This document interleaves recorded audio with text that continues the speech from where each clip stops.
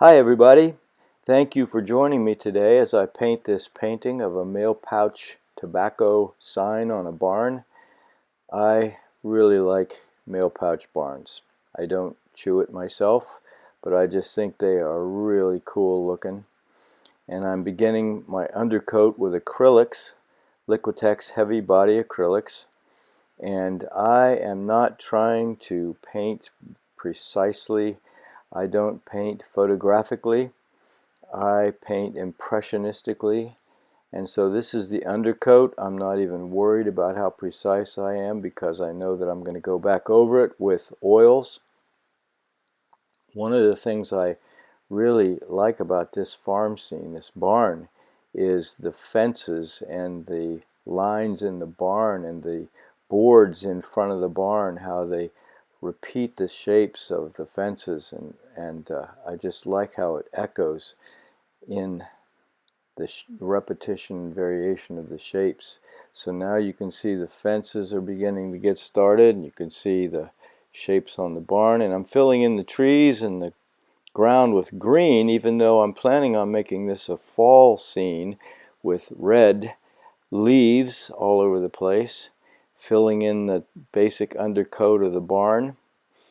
And I will add some blue outlines after I get this done.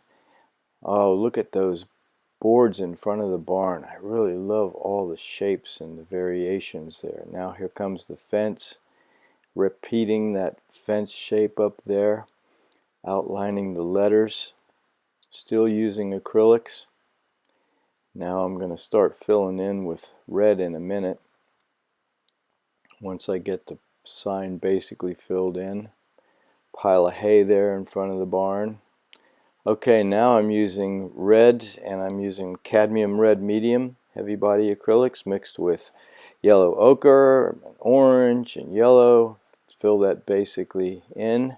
Now, once the undercoat is dry, like I do most of the time, I am going over with a glaze of phthalo blue and clear glaze. I make my glaze by using gloss polymer medium and matte medium, so it isn't overly shiny. So I mix the two together and mix the blue in, and I do this because it fills in every little white spot on the canvas that I missed, and it also creates interesting undercoat colors, so that it just gives the painting a much richer look when it's finished, because has a nice rich undercoat. And once that undercoat dries, then I can begin to go back with oils. Now I'm beginning to add oils in, and I am using quick drying oils, DaVinci Alkyd oils they're called, and you can see I'm doing a lot of blue outlines. I put blue into almost every one of my paintings, even though there's no blue on the barn at all. There's no blue in the trees. It just really, the blue outlines, which I cover over and go back, leave part of them showing, the blue outlines really seem to make things pop, make the painting pop. And I did a couple of different layers of oil paint on this, even though this is a less than 6-minute video. And there is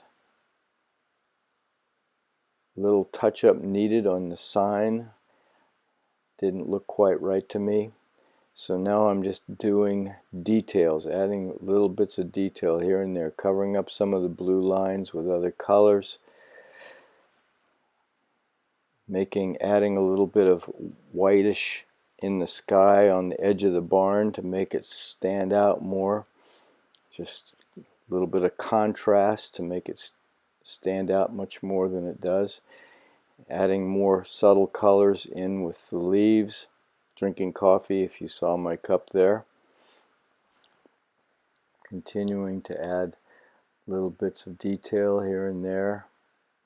Little dabs of color, dabs of blue in the ground. Remember, always add a little earth tone in the sky and sky tone in the earth. Now I'm signing my name. And it's finished. Hey, thank you for watching this. I hope to do more videos in the future, and I hope you will watch them and enjoy them too. Thanks a lot. Appreciate it. And if you'd like to see more paintings or prints of my paintings, visit Mark Altrogge Studio on Etsy. Thanks again.